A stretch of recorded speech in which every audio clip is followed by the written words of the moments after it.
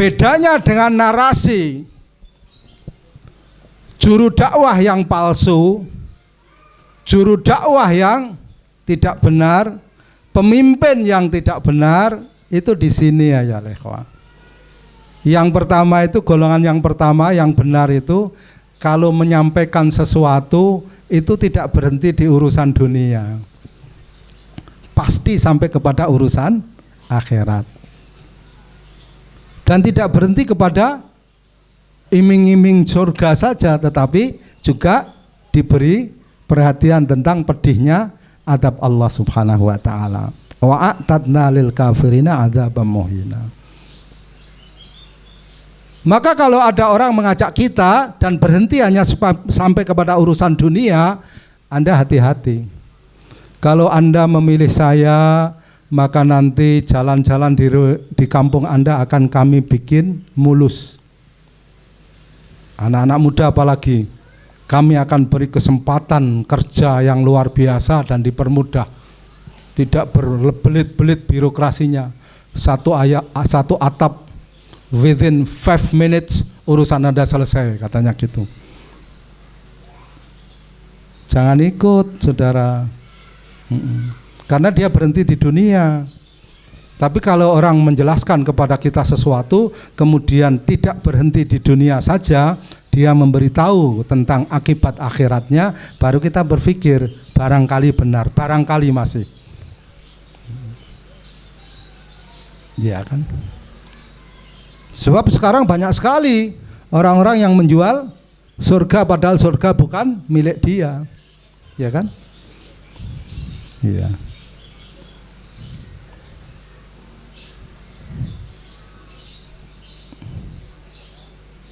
Jadi sekali lagi ayah ikhwah, ini perlu saya tegaskan, sebab beberapa waktu yang lalu, ya, bukan sekali dua kali, saya duduk bersama dengan beberapa orang yang dianggap sebagai dai, ulama bahkan doktor dalam bidang usul fikih, syariah dan yang lain-lain.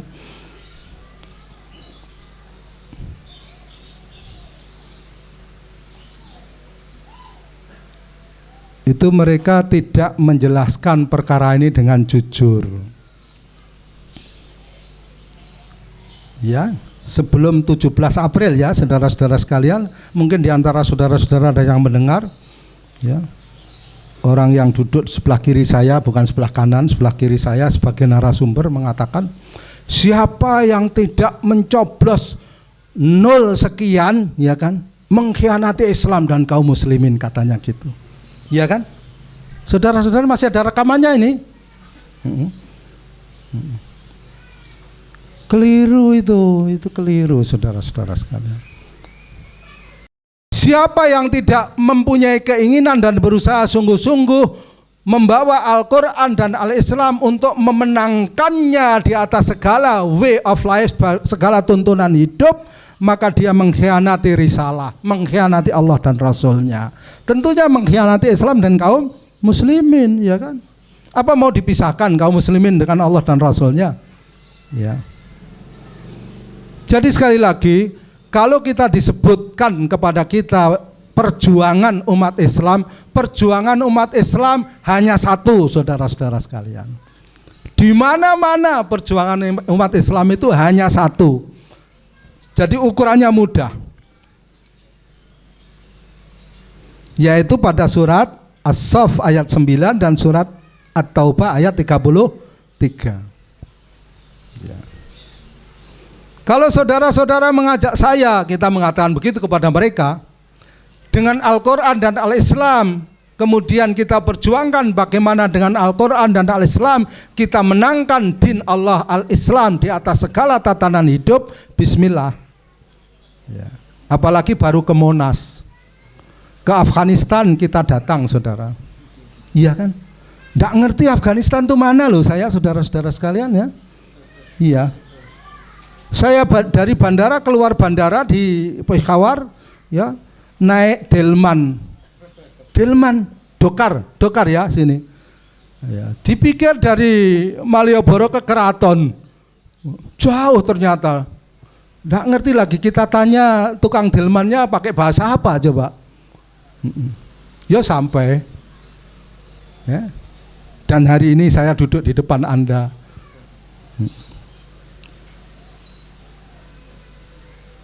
Waktu itu, sekarang banyak anak-anak muda Indonesia tahu ikut berjihad di Syria itu melanggar hukum Indonesia, ya kan?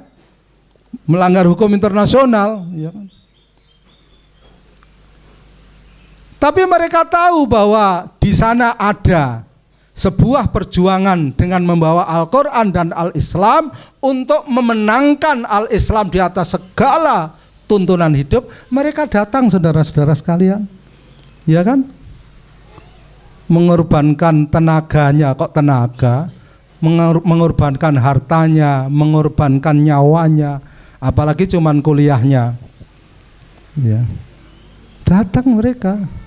Dan itu tidak hanya dari Indonesia, ya. Konon menurut catatan ya, pemerintah Indonesia atau aparat keamanan, dari Indonesia lebih dari 500 orang. Lu banyak itu, lebih banyak dari yang hadir di sini. Ya bayangkan. Itu yang tercatat. Belum yang mereka sekolah di Yaman, ya. Kemudian mereka datang. Saya kalau ngisi pengajian begini ini, saudara-saudara sekalian, di beberapa tempat, habis pengajian itu tiba-tiba ada anak muda. Ini muda semua lagi, ya kan? Wah, live streaming, tapi ada yang mengeluhkan ya, dari intelijen dan aparat keamanan. Jadi kalau Ustadz Abu Rusdan pengajian itu yang di-shoot cuman mimbar, audiens tidak di-shoot. Pinter juga jenengan, saya bilang gitu. Yang pinter jenengan apa saya bilang gitu. Memang saya hanya ngaji tunggal kalau tidak di hadapan, tapi tulisannya tabligh akbar ya. Oh, yang mendengarkan itu jin-jin ya, saya bilang gitu. Hati-hati ini bocoran ini, saudara-saudara sekalian. Ya. Jangan di-shoot lah jamaah, buat apa? Ben terkenal. Yang terkenal biar Muhammad Iqbal saja, balik kanan. Ya, saudara-saudara sekalian, sampai yang seperti itu pun jadi perhatian. Coba saudara-saudara jadi kalah teliti, ya, kalah teliti.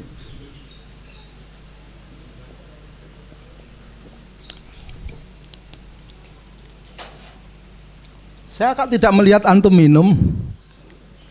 Minumlah. Ini sudah habis. Panitia itu berarti sudah habis panitia.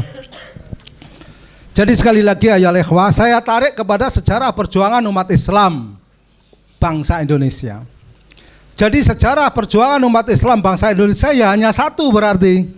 Selain itu bukan sejarah perjuangan umat Islam, perjuangan umat entah apa. Kan gitu. Sebab perjuangan umat Islam itu di mana-mana sejak pertama kali risalah itu diturunkan kepada manusia sampai hari ini, saudara-saudara sekalian harus fahami, yaitu surat As-Saff ayat 9 dan surat At-Taubah ayat 33. Sejarah perjuangan umat Islam di mana-mana itu membawa Al-Quran dan Al-Islam untuk memperjuangkan agar Al-Islam itu menjadi cara hidup bagi umat manusia. Jelas itu ya. Jadi kalau bukan seperti itu, siapapun namanya, ya, itu bukan sejarah perjuangan umat Islam. Ya, mungkin dia ngaku Islam, mungkin. Ya.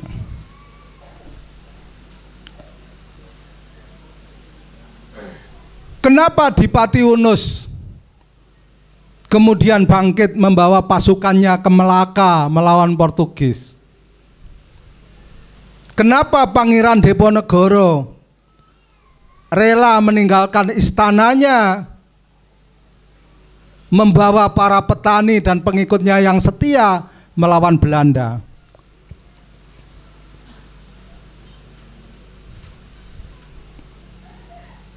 Karena mereka memahami betul, saudara-saudara sekalian, latar belakang daripada penjajahan Eropa ke dunia timur atau barat.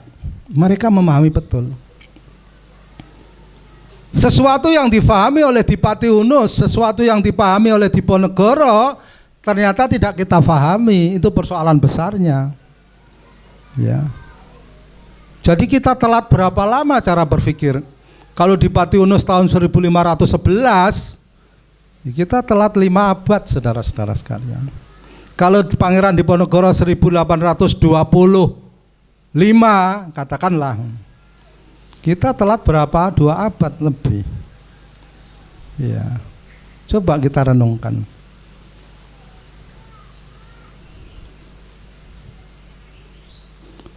Perjuangan Dipati Unus rahimahullah dan sejenisnya, perjuangan Pangeran Diponegoro rahimahullah dan sejenisnya melawan Portugis dan Belanda, itu karena didorong oleh satu kesadaran agama. Mereka mengetahui betul apa niat dasar Portugis datang ke negeri-negeri timur yang sebagian besar adalah negeri-negeri kaum muslimin. Mereka paham betul kenapa Belanda datang ke negeri-negeri timur yang sebagian besarnya adalah negeri-negeri kaum muslimin. Mereka paham betul, saudara-saudara sekalian.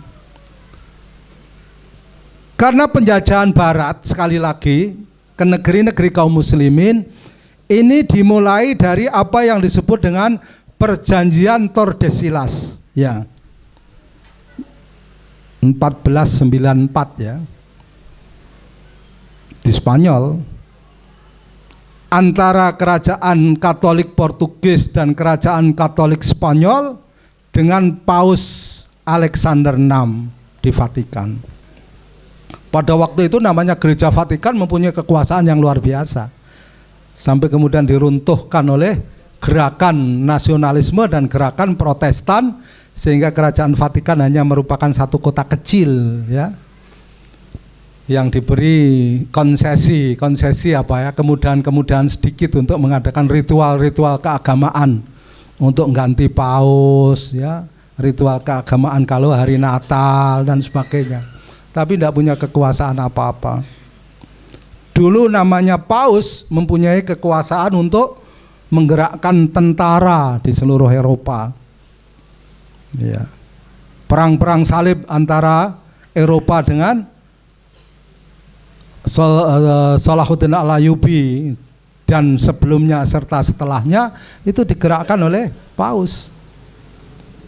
Tapi pertengahan abad ke-19 kemudian kekuasaan paus itu dirontokkan oleh nasionalisme dan oleh gerakan Protestan. Ya, saudara bisa baca sendiri itu nanti.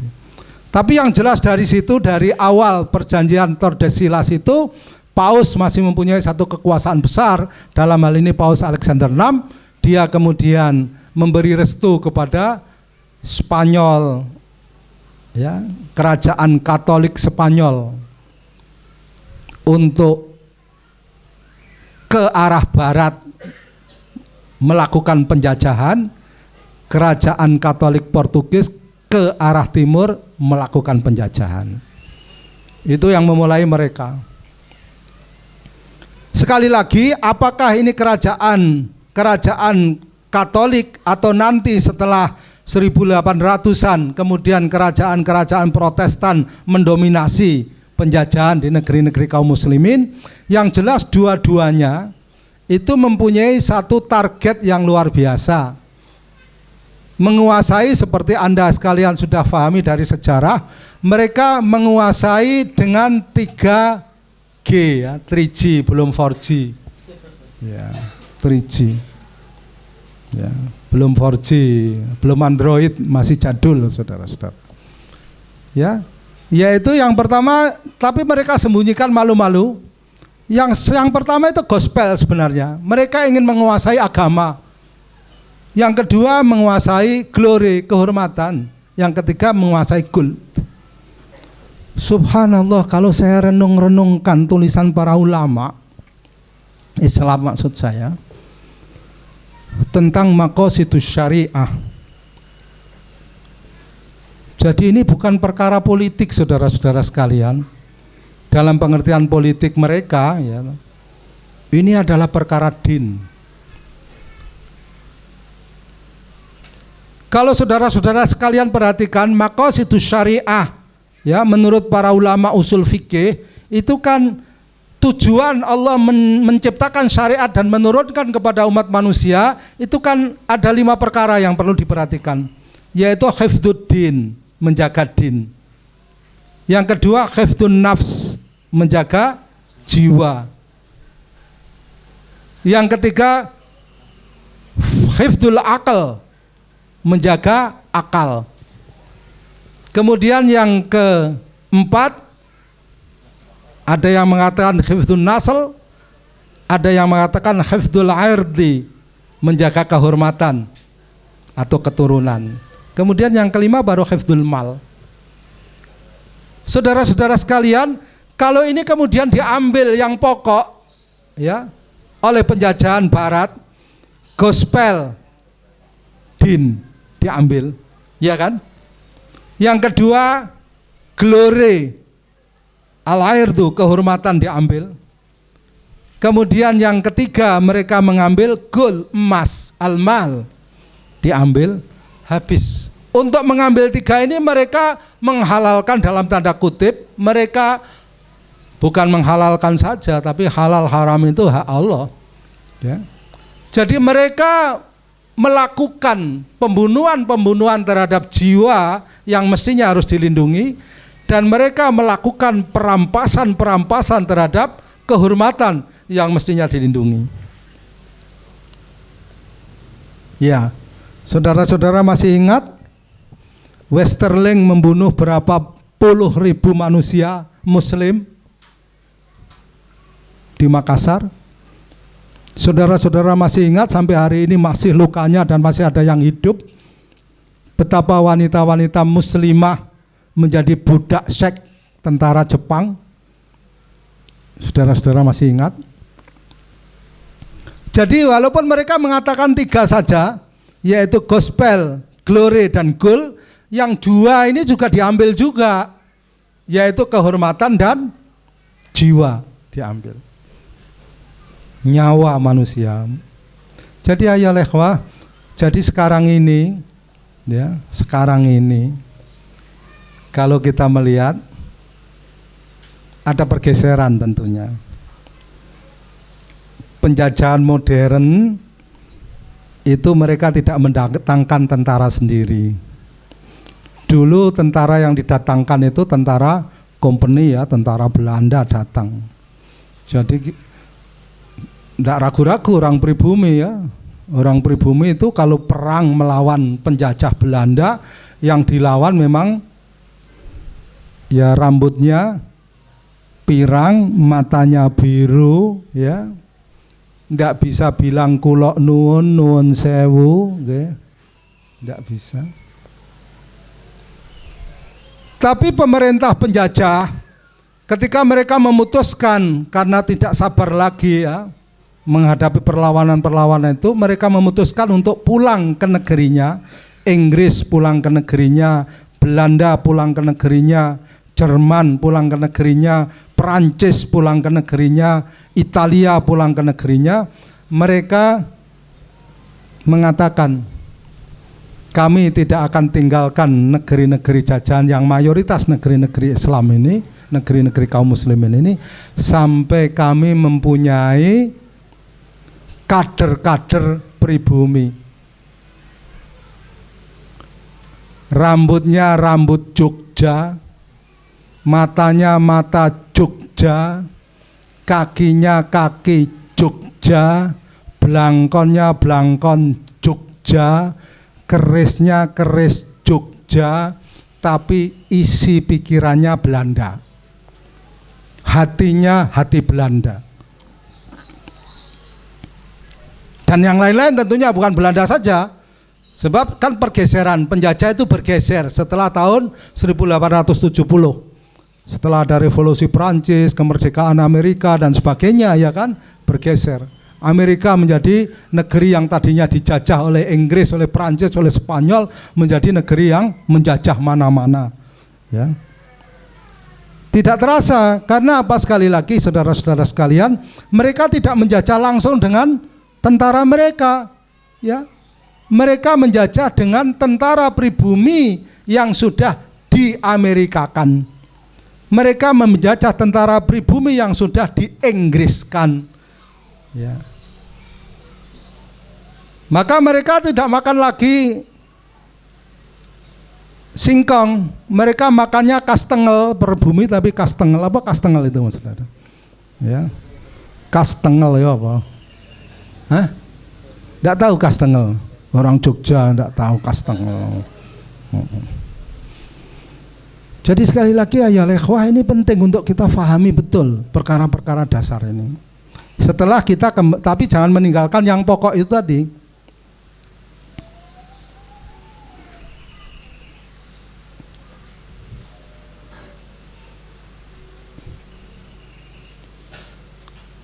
Kita kembali kepada sejarah perjuangan umat Islam bangsa Indonesia. Sebab ini yang paling mendasar.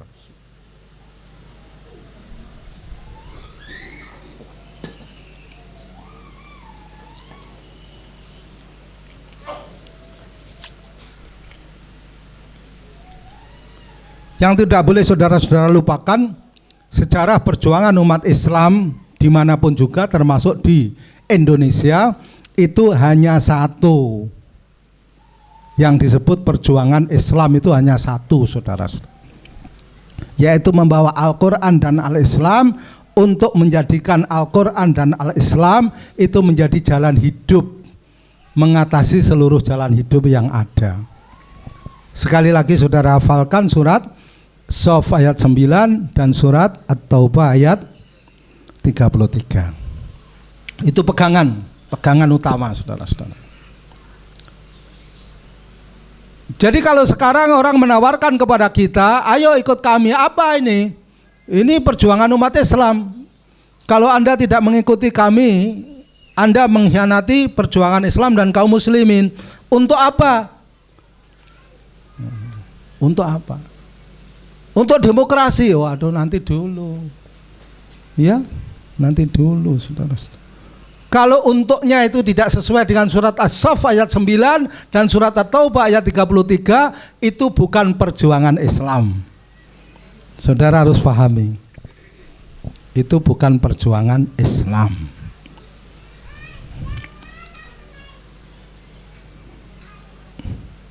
Ini semua jelas toh? Jelas ya? Tidak ada yang samar dalam masalah ini.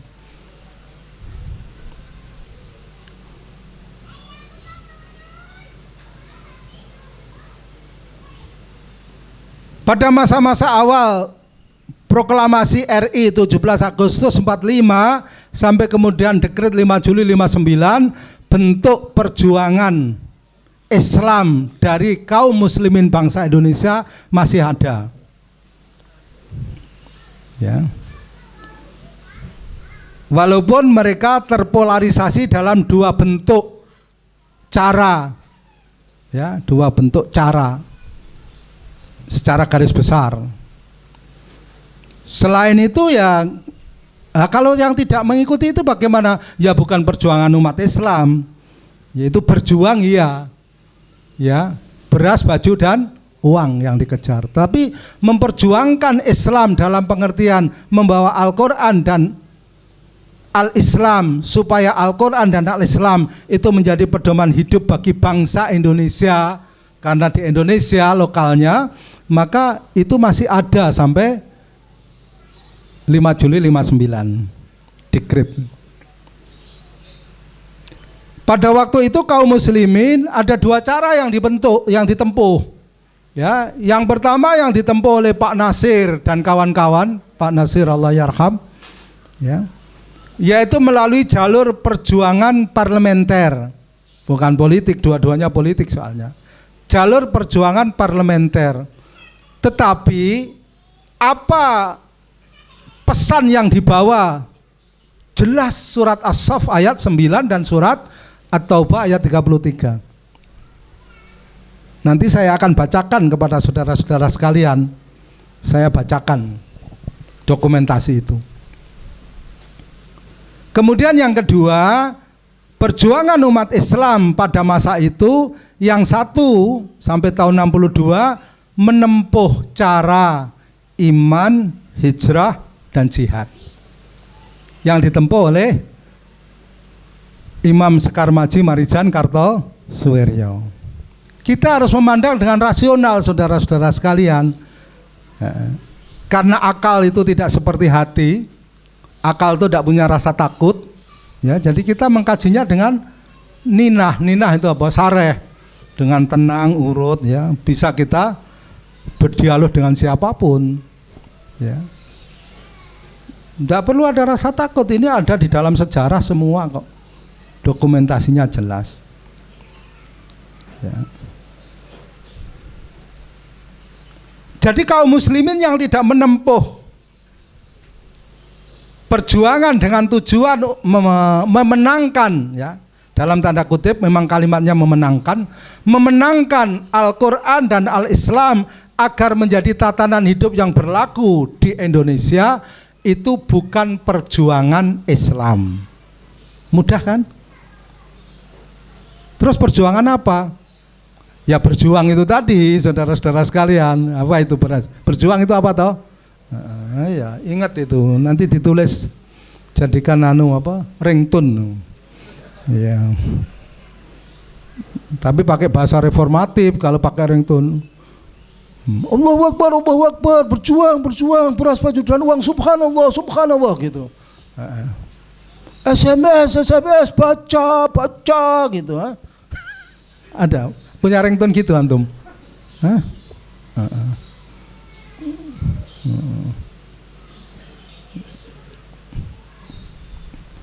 Enggak, jangan begitu ya, masuk kita itu dolanan itu namanya, ya. Jadi sekali lagi aja, mari kita renungkan bersama ini, ya kan? Nanti setelah 62 apalagi Orde Baru, saudara-saudara, setelah Orde Baru tidak ada lagi perjuangan Islam yang ditempuh melalui jalur parlemen, tidak ada. Lah perjuangan yang menempuh jalur iman, hijrah, dan jihad juga mengalami kemunduran yang luar biasa.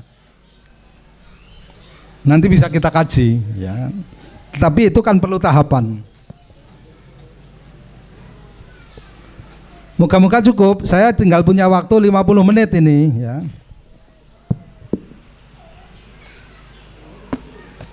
Silakan saudara-saudara sekalian, kok sudah diringkesi. Ya? Sudah habis protes.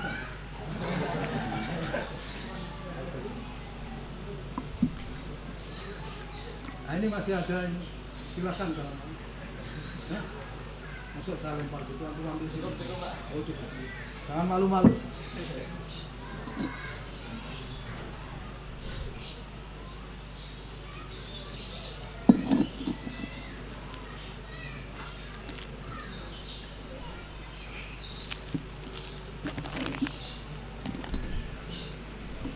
Ini sudah cukup insya Allah.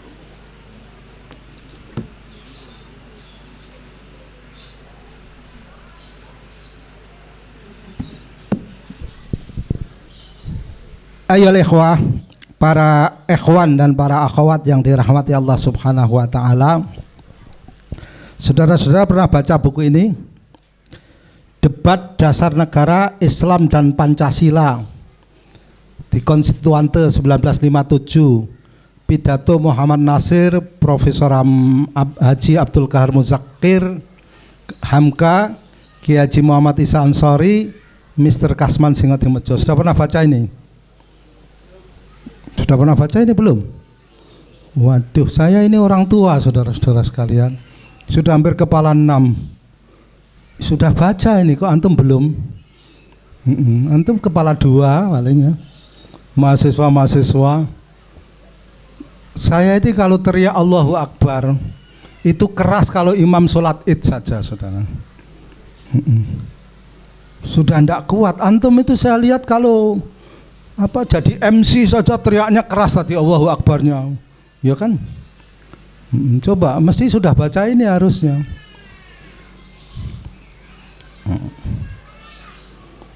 Antum cari di sini masih ada. Apa yang terkenal dulu? Tempat buku-buku kita beli itu, shopping, shop kuping. Ya, shopping itu Jogja punya kelebihan. Ya, kalau di tempat saya namanya shopping itu saudara-saudara sekalian, ya isinya ya mie sedap, Indomie, ya kan. Di tempat lain fashion, tapi Jogja itu shoppingnya luar biasa, buku. Ya. Iya, Anda mau cari Nogososro, Sabuk Inten, Kopengho, ada semua di situ, ya kan? Ya, ada ini, saudara catat, nanti saudara cari di situ. Masih shopping itu tidak digusur? Masih? Oh iya, orang Jogja masih para intelektualis lah kalau gitu. Coba cari nanti saudara-saudara sekalian di sana, ya. Harus dapat, ya. Kalau tidak dapat kasih tahu para penjaga shopping itu, buku gini kok enggak ada larangan saudara-saudara sekalian. Kalau ada larangan enggak sampai sini buku ini. Jadi sekali lagi saudara-saudara sekalian, ini penting sekali, ya. Pada masa awal-awal kemerdekaan 45 sampai 59 adanya dekret 5 Juli 59, masih ada yang namanya perjuangan umat Islam melalui jalur parlemen. Masih ada. Setelah itu tidak ada lagi, apalagi sejak Orde Baru sampai hari ini, ya. Kalau ada yang mengatasnamakan perjuangan umat Islam, saya bisa mengatakan itu omong kosong, ya. Itu omong kosong. Itu ajakan palsu. Sebab apa? Sekali lagi perjuangan umat Islam hanya satu, yaitu membawa Al-Quran dan Al-Islam untuk memenangkan Al-Islam itu agar menjadi tatanan hidup bagi, kalau di Indonesia ya bagi bangsa Indonesia, ya.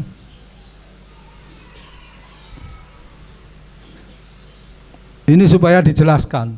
Yang tidak sepaham, mari kita dialog, diskusi. Perbedaan pemikiran, perbedaan pendapat tidak mengharuskan kita konflik. Ya ini kan berbagai macam. Bangsa Indonesia ini kan multi etnis, multi agama, multi macam-macam, ya. Multi vitamin juga, ya kan? Ya. Ya. Pertanyaannya adalah hanya Al-Islam dan Al-Quran yang bisa mengatur yang multi-multi itu. Sejarah membuktikan seperti itu, ya. Yang multi agama, multi etnis, multi apa lagi, itu yang bisa mengendalikan, ya, agar yang multi-multi itu tidak menjadi konflik, itu hanya Al-Islam, saudara-saudara. Itu harus disampaikan dengan argumen, ya. Dan ini disampaikan oleh Pak Nasir, disampaikan oleh Pak Hamka, disampaikan oleh Pak Isa Ansari dengan fasih. Baik itu berupa argumentasi rasio, logika maupun argumentasi dalil.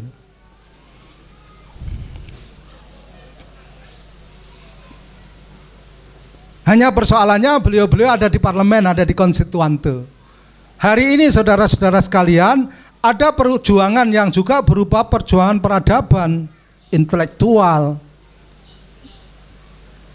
Selain perjuangan-perjuangan yang bersifat iman, hijrah, dan jihad, perjuangan bersenjata. Tetapi kita hari ini teras dakwah termasuk pada golongan yang pertama, kan? Kita mau memperjuangkan Islam dalam hal yang sebenar-benarnya, dalam pengertian yang sebenar-benarnya, tetapi melalui jalur dakwah. Maka dakwah itu harus kita kemas, pikiran-pikiran Islam, jangan mengambil jalan tengah. Harus kita kemas dengan argumen yang logis, dengan argumen yang jelas, rasional, tapi juga berdasarkan kepada dalil. Ya. Itu tuntutan bagi teras dakwah, bagi para juru dakwah. Ya. Tapi yang menyedihkan, ya, sebagian para dai itu provokatif malah, ya kan? Saya mendengarkan sendiri itu, ya, provokatif. Tidak berangkat dari al-huda wa dinul haq. Mari saudara eksplor Al-Quran itu. Ya. Al-Quran itu tibyanan likulli syai', keterangan terhadap segala sesuatu. Persoalan-persoalan yang ada bisa dijawab oleh orang yang memahami Al-Quran, bukan dijawab oleh ayat-ayat Al-Quran saja, ya kan? Dijawab oleh orang yang memahami Al-Quran.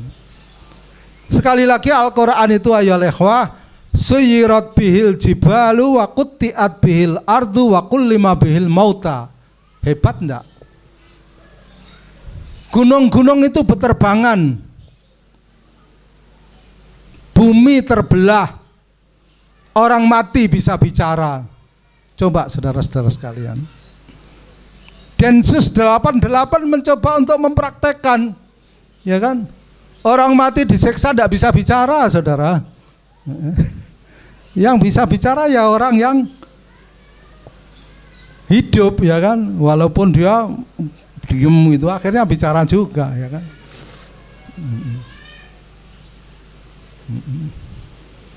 Al-Quran itu Allah yang mengatakan, kan? Mari kita explore, ya. Umar bin Khattab radhiyallahu an pada masa kekhalifahannya pernah melarang Abu Hurairah radhiyallahu an menyampaikan hadis. Saudara lihat sendiri, saudara baca sendiri kisah beliau, ya. Supaya orang fokus explore terhadap Al-Quran, tibyanan likulli syai', ya. Supaya orang itu betul-betul mengkaji apa yang dikehendaki Al-Quran dari kita, itu dikaji betul. Bukan sekedar menghafalkan, maaf ya, menghafalkan bukan tidak penting, itu penting, tetapi bukan sekedar itu. Tetapi bagaimana menjadikan Al-Quran itu sebagai mata air, di mana kita meminum dari mata air itu, sehingga Al-Quran itu mewarnai cara berpikir kita, cara berperasaan kita, dan membentuk seluruh totalitas diri kita. Itu penting. An-nab'ul wahid, dia merupakan satu-satunya mata air yang kita ini meminum darinya, dan kita membentuk seluruh totalitas diri kita dengan Al-Quran. Nah, monggo kita renungkan, ya. Al-Quran merupakan jawaban.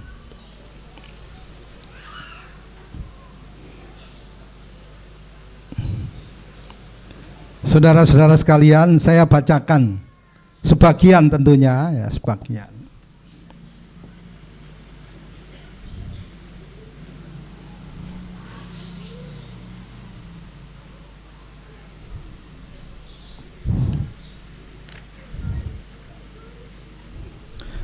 Saya bacakan dari mana, saudara-saudara sekalian? Ini Pak Isa Ansori. Di dalam sidang konstituante dibacakan secara resmi, beliau memakai judul menarik, "Mengapa kami menolak Pancasila?" Coba Pak. Bukan perkataan saya ini, saya tidak kena delik, saya membaca, saudara-saudara, ya, membaca sejarah. Masih ada jadi kesadaran bahwa Islam satu-satunya din tata hidup, ya, way of life yang akan bisa menjawab urusan bangsa Indonesia, apalagi cuman bangsa Indonesia, menjawab seluruh urusan manusia di dunia dan di akhirat, ya kan begitu, ya. Siapa yang tidak yakin dengan itu keluar dari Islam, ya. Ini menarik, baru kalimat judulnya saja, saudara-saudara sekalian.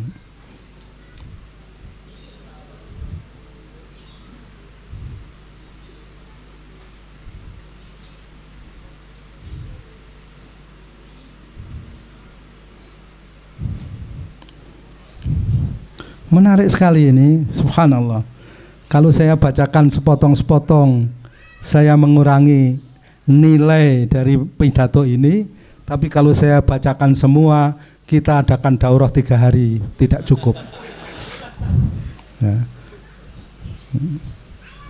Panitia, mari silakan mengadakan daurah. Anda mengadakan daurah apa? Ahlussunnah wal Jamaah akhir zaman. Ribet sekali saudara-saudara. Akhir zaman itu hanya satu yang harus Anda lakukan, beriman akan datangnya hari kiamat. Sudah. Setelah itu apa? Beribadah dengan baik. Iya. Saudara percaya enggak? Kalau saudara itu beriman dan beribadah dengan baik, kalau datang Imam Mahdi betul, saudara akan dituntun oleh Allah untuk bertemu dengan Imam Mahdi. Betul. Itu saja. Enggak perlu saudara ribet, tanda-tanda besar, tanda-tanda kecil yang masih diperbincangkan. Saudara beriman hari kiamat itu pasti akan datang. Kapannya kita tidak tahu. Ilmu itu hanya milik Allah. Ya, saudara, ya Allah, saya sedih. Saudara lebih sibuk melihat gadget saudara, melihat apa? Oppo, Android saudara. Ya, Anda habiskan untuk mengikuti situs kabar akhir zaman sampai lupa membaca Al-Quran. Orang kalau sudah main gadget saudara, kalau sudah baca Android, situs ini, situs itu, nanti diberitahu hubungannya dengan ini, ini Cordoba Media, ini apa, ya kan? Anda menghabiskan waktu 2 jam tidak kentara, sampai leher Anda sakit, ya kan? Tadinya gini terus, nanti terus gini sakit di sini. 2 jam itu 4 juz saudara-saudara sekalian kalau Anda baca Al-Quran dengan tartil. Bayangkan saudara, sudah. Kalau ada perbaikan jalan di depan rumah Anda, buang itu Android Anda biar dilindes sama slender itu, stumput. Oh, Anda baca Al-Quran sudah. Tapi di situ ada Al-Qurannya, saya baca Al-Quran juga jadi dari apa itu tadi, Android, iya kan. Saudara-saudara sekalian, nanti orang jualan ini tidak laku, saudara belilah. Tapi substansi apa yang saya perlu ingatkan kepada saudara-saudara sekalian, Anda mesti punya waktu khusus ya, dan jangan terlalu banyak. Waktu yang Anda pakai untuk membaca Al-Quran dan waktu yang Anda pakai untuk menelaah Al-Hadis dan juga kitab-kitab yang lurus dari para ulama harus lebih banyak daripada waktu Anda untuk memperhatikan Android Anda. Apalagi Android saudara, ya. Apa yang saudara tonton di situ saya bisa lihat dari rumah saya kok. Oh, Ustadz Iqbal ini sukanya, ya, sukanya nonton pameran fashion, tapi di pantai, ya, gitu. Tapi kan di pantai kotor, saudara, lebih kotor lagi, ya kan? Ya, bisa kita lihat. Saya punya apa ya? Kalau dikatakan teman kok ya ndak enak, dikatakan kenalan juga ndak enak, ya kan? Pokoknya punya apa namanya yang paling pas. Dikatakan musuh juga ndak enak, ya kan? Ya. Punya apa yang kerja di BIN gitu loh. Dikatakan musuh kan ndak enak. Itu memberitahu apa yang tidak bisa kita lihat dari Android orang banyak ini, semua bisa dilihat saudara. Apalagi kalau sudah ada indikasi Androidnya, ya ada WA-nya, grup WA-nya ada Abu Rosdan, wah sudah, tiap hari dipentelengi. Ya, ya, betul ya saudara-saudara. Jadi hati-hati, jangan sampai kalau pada waktu itu Umar bin Khattab radhiyallahu an jadi khalifah melarang Abu Hurairah untuk membacakan hadis selama masa kepemerintahannya supaya orang tidak lupa terhadap Al-Quran. Hari ini mestinya kita berani mengambil keputusan Tidak boleh Anda membaca apa yang tertulis di dalam Android Anda, supaya Anda tidak lupa terhadap Al-Quran. Anda tidak boleh baca kabar akhir zaman, Anda tidak boleh yang lain-lain. Ya. Anda lebih fasih menerangkan kabar yang ada di Kiblat News ya daripada yang ada di dalam Al-Quran. Ya kan? Saya pilih yang paling baik ya, Kiblat News ya, yang paling baik kan. Yang lain-lain Anda mau nonton apa coba? Tribun.com apa? Micat itu, ada micat ya. Buruk sekali itu micat ya. Katanya suruh bacanya micat gitu. Nah, itu kata orang Afgan, itu bahasa Inggris itu munafik katanya gitu. Iya. Dia minta belajar bahasa Inggris kepada kita. Kita kasih tahu, ini meja, bahasa Inggrisnya itu table. Nih. Tableau, coba saudara-saudara. Table ini, tableau. Table ini munafik. Munafik. Coba. Itu orang yang punya budaya seperti itu, yang mengalahkan Soviet, yang mengalahkan Amerika hari ini, dulu mengalahkan Inggris, saudara-saudara. Saudara yang fasih sekali, katanya orang Indonesia itu paling fasih berbahasa asing. Tapi saya juga bingung, orang Indonesia itu hatta pejabatnya sampai hari ini belum bisa membaca hoax itu bacanya gimana, saudara? Ada yang baca hoax, hoak. Nah, coba saudara. Ya, saudara apa bacanya? Muntah-muntah saja. Dia kan, enggak ada yang betul, saya dengarkan ini yang benar yang mana gitu. Jadi sekali lagi ya ikhwah, mari kita dengarkan apa yang beliau tulis.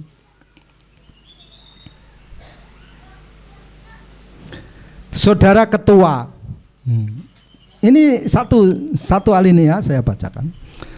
Teranglah sudah mengapa kami menolak Pancasila. Baca Pancasila harus fasih, saudara. Ya. Saya dulu waktu SMP kelas 3 pernah ikut tim pemberantasan buta huruf. Ya.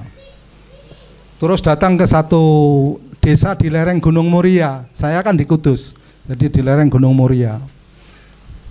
Itu kita bawa beberapa tulisan kan. Ya antara lain yaitu, karena perubahan pada waktu itu dari ejaan lama ke ejaan baru, kita sodorkan kan beberapa tulisan. Indonesia ya kan ejaan lama pakai J ya, ini pakai Z yang pakai ini raya ya, wes bener lah ya gitu, dimaklumi. Giliran sampai Pancasila dia baca Pangasila. Pancasila Pak itu, loh Pancasila niku mboten ngangge T ngangge J niku. Sakniki ejaan baru Pancasila. Jadi jangan dibaca Pangasila maksud saya, saudara-saudara sekalian. Ya. Teranglah sudah mengapa kami menolak Pancasila. Pengertian dan tafsirnya adalah kacau dan gelap. Sumbernya keruh. Yang menciptakannya sendiri telah membuat tafsiran yang sesat atasnya. Saya bertanya di dalam hati, saudara ketua, itukah Pancasila yang dibela dan dipertahankan oleh para pembelanya, di mana tafsir pengertiannya kacau balau, tidak dapat dijadikan pegangan dan pedoman. Rasional maksud saya. Setelah itu diuraikan.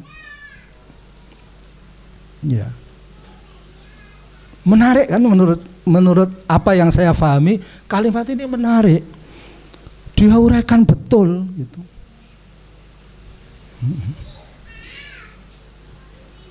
Kalau saudara ikuti di YouTube Dasar Negara Belum Final, saya menanyakan, saya ada ikuti ya, masih ada moga-moga wawancara saya dengan Kiblat Review ya, apa Kiblat.net.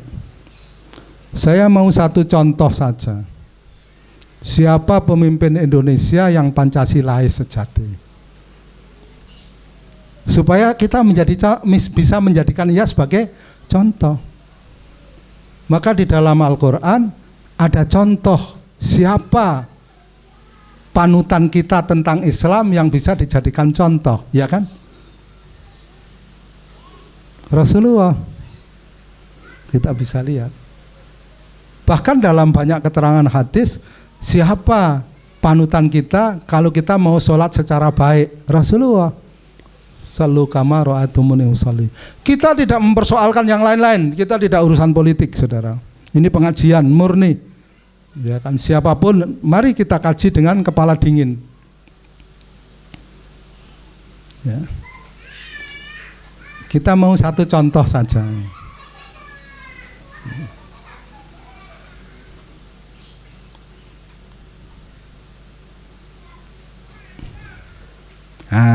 Saya lanjutkan, tidak enak diterus-teruskan.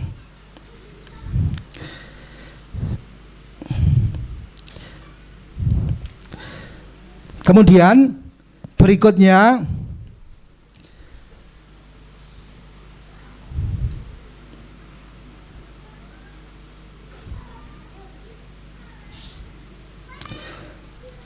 ya, saudara ketua, perjuangan melaksanakan ajaran dan hukum Islam supaya dijadikan dasar dan ideologi negara bukan saja perjuangan kami dari partai dan fraksi Islam semata-mata, tapi adalah perjuangan dan kepentingan seluruh anggota yang mengaku beragama Islam dalam konstituante ini, yang walaupun terpecah atau memasuki partai-partai yang bukan Islam.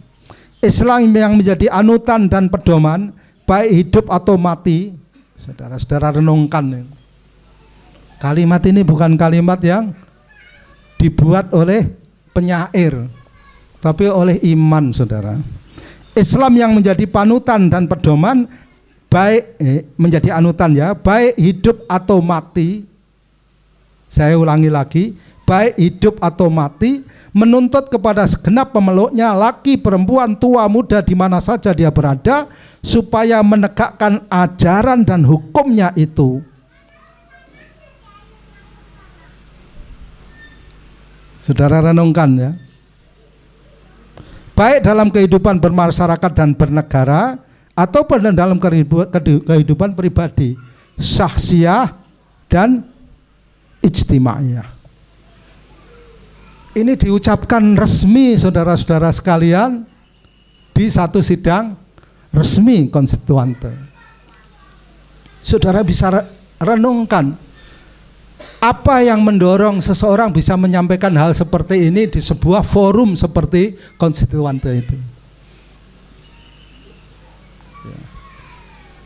Kiai Haji Sansori itu ya sarungan, saudara-saudara sekalian, ya, pakai peci hitam, bukan pakai topi aqua atau pakai topi apa yang direnta oleh istrinya sendiri itu.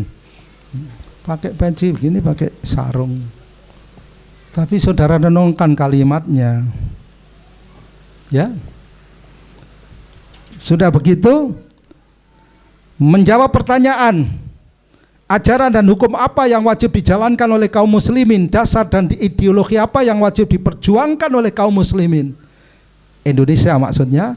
Allah Subhanahu wa ta'ala berfirman dalam lembaran Al-Quran Asy-Syarif, beliau katakan, ya, seperti itu. Saya bacakan, wa anihkum bainahum bima anzalallahu wa la tattabi ahwa'ahum wahdharhum ayyaftinuka am ba'di ma anzalallahu ilaik fa in tawallaw fa'lam annama yuridullahu an yusibahum bi ba'dhi dzunubihim wa inna katsiran minan nasi la fasiqun. Dan hendaklah kamu menggunakan hukum di antara mereka dengan hukum yang diturunkan oleh Allah. Janganlah kamu menuruti hawa nafsu orang banyak. Awaslah percobaan mereka buat memalingkan kamu daripada sebagian hukum yang diturunkan Allah kepadamu. Sekiranya mereka berpaling, ketahuilah bahwa tidak lain melainkan Allah akan menimpakan azab siksaan kepada mereka karena sebagian dari dosa yang mereka lakukan. Sesungguhnya kebanyakan dari manusia itu fasik dan durhaka. Surat Al-Maidah ayat 49, di sini nanti dicek lagi. Ya, saudara-saudara sekalian renungkan sendiri. Saudara membaca ayat ini di pengajian saja tidak berani ya. Tapi bukan urusan berani dan tidak berani kita. Tapi bagaimana menjelaskan dengan satu urutan berpikir yang rasional, dengan satu suara iman yang mapan, tidak marah, tidak berapi-api, saudara-saudara sekalian.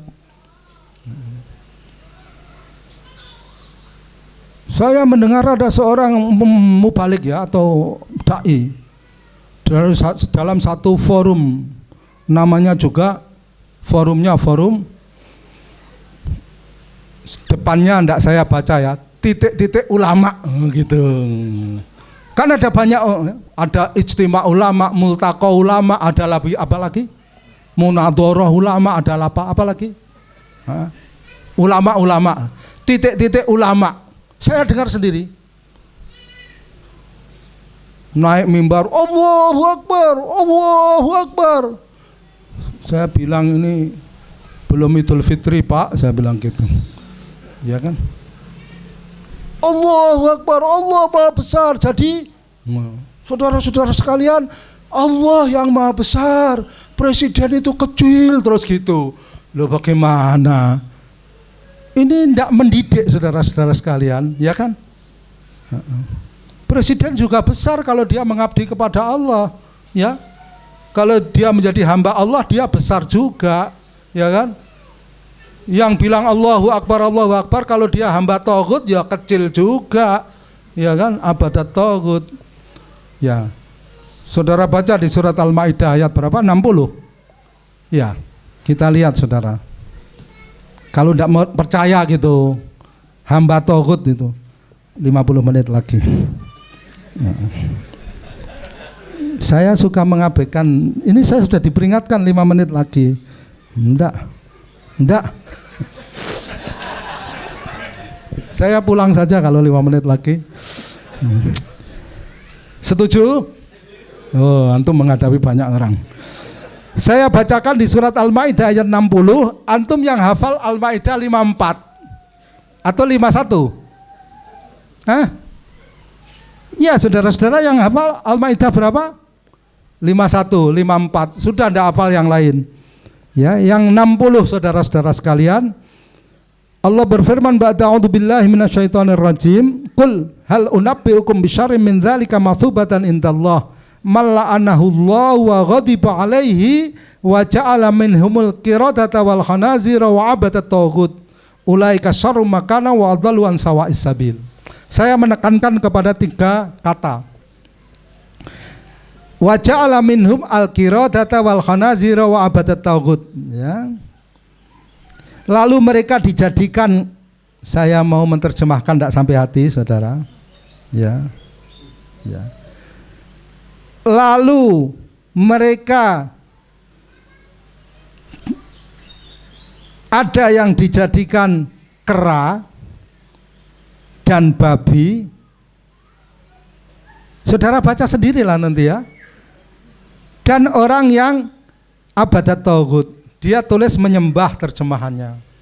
Abadat taghut, abadah itu mengabdi, menghamba atau beribadah. Yang namanya beribadah itu ada satu hukum yang menyimpang dari tuntunan Allah, kemudian orang itu taat, itu namanya ngibadah. Ya. Jadi pengabdi taghut, saudara-saudara sekalian, saya tidak menunjuk taghut siapa, sama saya tuding ke sana, ya kan? Sana itu mana? Ya sana. Yang merasa taghut tobat, ya. Jadi para pengabdi taghut, penghamba taghut yang beribadah kepada taghut, taghut yang membuat aturan menyimpang dari aturan Allah dan dia taat 100%, ya kan? Jiwa raga kami mati untuk taghut, itu di sini disebutkan sama dengan kera dan babi. Datar saja. Ya. Jadi hamba taghut itu sama dengan kera dan babi, saudara-saudara sekalian. Itu bahasa revolusi, ya. Sekarang kita tidak pakai bahasa revolusi, pakai bahasa reformasi. Jadi penghamba togut niku kados kethek utawi kados babi. Kalau seperti babu masih bagus, babi saudara, ya. Coba saudara baca sendiri, ini Al-Quran dan terjemahnya ditaskhih oleh Kementerian Agama. Nanti kalau ada ujaran kebencian di sini, Kementerian Agama yang kena deliknya. Kula namung maos kok. Nggih. Nek mboten wonten ingkang dipun waos, mboten kawaos. Nggih napa mboten? Saya lanjutkan sedikit, 5 menit jadi 15 menit, malah 50 menit. Ini baru satu. Nada yang diberikan oleh Pak Nasir lebih politis tapi tajam. Nada yang diberikan oleh Profesor Dr. Hamka bahasanya lebih lembut, lebih puitis karena beliau adalah seorang sastrawan, tapi luar biasa, ya. Kalau yang satu dengan pisau besar, yang satu pakai silet tipis, saudara-saudara sekalian. Sami sakitipun, ya, sami sakitipun. Kemudian saya bawakan bukunya. Saudara pernah baca ini? Pernah? Sudah lupa? Nah, pengantar ada yang lengkap 5 kali ini tebalnya. Anda beli yang 5 kali ini tebalnya. Saya bawa yang tipis sengaja karena saya bukan penjual buku, ya kan. Kalau saya baca di rumah baca yang tebel, 5 kali ini tebalnya. Pemikiran politik proklamator negara Islam Indonesia Sekar Maji Marijan Kartosoewirjo mengungkap manipulasi sejarah Darul Islam di ITI semasa Orde Lama dan Orde Baru. Bagus sekali. Saya pernah hadir pada satu diskusi nasional yang diadakan oleh BNPT, yang hadir antara lain adalah Crisis Center NII, antara lain. Saya termasuk diundang. Kemudian di situ yang menarik bahwa anak-anak muda kader NII, ya, anak-anak muda, tidak ada yang tua. Yang pernah ikut di gunung sama Pak Imam ini tidak ada yang hadir muda-muda ini. Anak-anak muda ini wah luar biasa, saudara-saudara sekalian. Itu mereka antara lain meluruskan sejarah ini di depan BNPT dan mereka siap untuk berbicara itu di DPR bahwa menurut kajian sejarah yang lurus, proklamasi negara Islam Indonesia oleh Pak Karto itu bukan sebuah pemberontakan, tapi dia diproklamasikan dalam keadaan vakum pemerintahan di Indonesia. Dan itu pakai argumentasi anak-anak muda, ya, sarjana-sarjana sejarah. Tapi wallahu alam sampai sekarang tidak ada kelanjutannya, ya kan, tidak ada kelanjutannya. Nah, kemudian ini ada yang menulis seperti ini.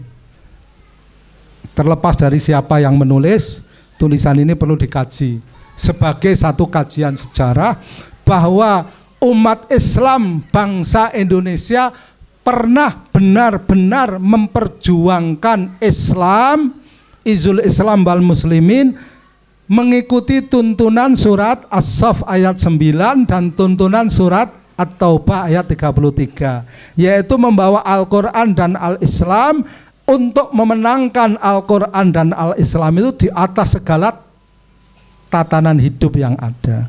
Pernah ada. Yang satu melalui jalur parlementer konstituante, yang satu melalui jalur iman, hijrah, dan jihad. Sekarang di konstituante pun tidak ada yang melalui iman, hijrah, dan jihad tapi dengan satu nizam dan tandim yang rapi di Indonesia tidak ada. Perjuangan di Indonesia kaum muslimin, maksud saya, hari ini kehilangan 5K. Saya perlu ulangi lagi sampai ini menjadi hafalan buat kita, yaitu kehilangan kesadaran tentang bagaimana pentingnya Islam untuk menjadi landasan dan menjadi tatanan hidup dalam kehidupan berbangsa Indonesia. 2, kehilangan K yang namanya kekuatan. Ini jelas, kekuatannya dimaksumi, jelas. Ya, pemenang kedua ya tahun 55 dalam pemilu setelah PNI atau unda-undi naik turun. Masih menyatu kaum muslimin. Ini juga jelas. 62 ketika beliau memerintahkan berhenti tembak menembak dengan Tentara Nasional Indonesia, masih punya kekuatan 3 divisi, sebagian bersenjata dengan baik. 3 divisi itu 40.000 orang, saudara-saudara, kurang lebih. Penduduk Indonesia pada waktu itu 40 juta orang. 40.000 orang banding 40 juta orang. Setiap 1.000 orang 1 mujahid. Coba bayangkan. Ya.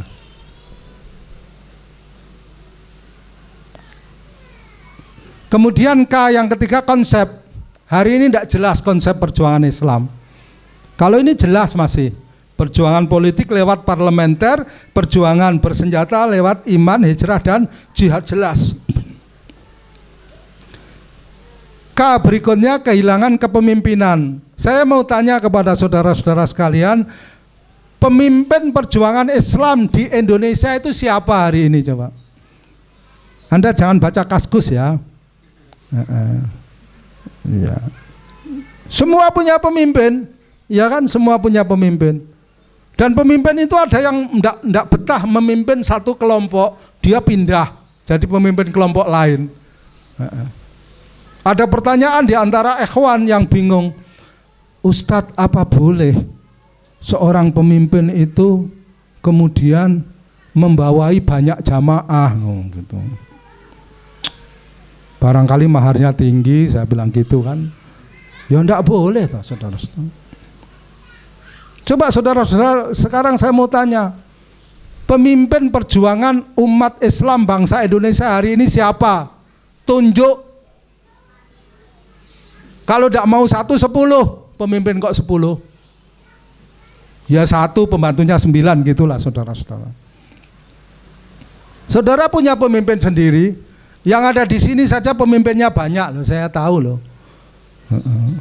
Ini kan majelis pengajian, bukan majelis provokasi ya kan, jadi kan boleh siapa saja datang ke sini ngaji. Saya tahu. Idul Fitri itu 4 hari di Indonesia, saudara-saudara sekalian. Ya, ya kan? Atau 5 hari malah. Kalau Muhammadiyah dengan pemerintah lagi tidak sama bisa 5 hari. Tapi kemarin sama. Kalau sama itu saya juga senang, saudara-saudara sekalian. Sebab yang mesen kita itu kan rata-rata jamaah Muhammadiyah, ya kan? Bayangkan kalau kita ikut ru'yah, Muhammadiyah ikut hisab, ya kan? Kalau sholat id boleh 2 kali kan lumayan ya. Tapi kan tidak boleh. Ya. Sebab kadang-kadang khatib sama imam sholat id itu bingungnya masalah amplop, saudara, bukan masalah aturan agama. Hari ini ikut Muhammadiyah, besok ikut pemerintah, kan dapat dua-duanya, saudara. Mbukai rong dino, ora tak terusno mas. Mbukai rong dino, ya ngungkuli sopir bis malam yang ndak tidur, ya Jogja, Jakarta, PP terus, ya. Cuman khutbah 20 menit, sholat 10 menit paling lama, ya kan? 30 menit rong dino coba. Bayarannya pada karo sopir bis Jogja Jakarta.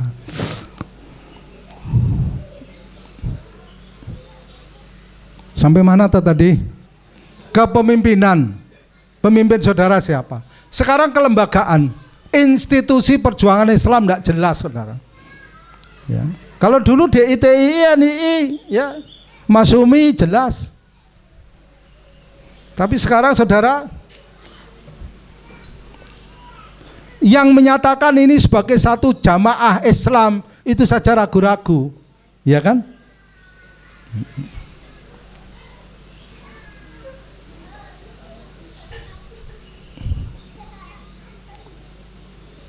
Ya namanya macam-macam, saya tidak perlu sebutkan jamaah apa, tapi belakangnya ada Islam.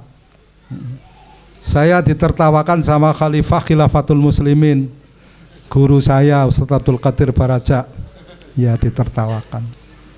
Loh, gimana toh antum ini? Tertawakan. Ya, kalau mau membuat jamaah itu ya sudah pakai Khilafatul Muslimin saja, jangan yang lain gitu. Yalah, monggo lah gitu. Tapi ini masih apa ya? Di kalangan kaum muslimin yang sungguh-sungguh pun masih menjadi perbincangan di Indonesia, maksud saya. Itu merupakan ujian tersendiri. Tapi yang jelas, K yang pertama kesadaran sudah tidak ada, K yang kedua kekuatan sudah tidak ada. Di dalam Islam sekali lagi Nabi SAW sampai diingatkan, ya ayuhan nabiyyu hasbukallahu wa manittaba'aka minal mu'minin. Kekuatan ya, wahai Nabi, cukup bagimu Allah dan pengikut-pengikutmu dari kalangan kaum mukminin. Wa manittaba'aka minal mu'minin. Sekarang tidak, ya perjuangan Islam menyandarkan kepada bukan kepada Allah dan bukan kepada kaum mukminin saja. Ya, kalau menyandarkan kepada Allah nanti dibilang radikal, ya, tidak ada yang milih. Kepada kaum mukminin saja perlu ada sensus. Kaum mukminin di Indonesia itu berapa toh? Kalau kaum muslimin ada 85% lebih, ya kan, dari penduduk Indonesia. Tapi yang benar-benar beriman berapa? Ya, jadi rumit saudara-saudara sekalian. Wallahu a'lam bishawab. Supaya saya tidak diingatkan lagi, ya kan, saya akan cukupkan sekian. Jam 11 lebih sedikit, kurang sedikit ya, jam 11 kurang 5. Oh ya, berarti benar saya memenuhi, kurang 5 menit lagi Ustadz, dari jam 11 saya berhenti. 5K, konsep, kekuatan, kesadaran, kekuatan, konsep, kepemimpinan dan kelembagaan. Kalau saudara-saudara mau memperjuangkan Islam lagi, mari kita bentuk 5 ini dulu.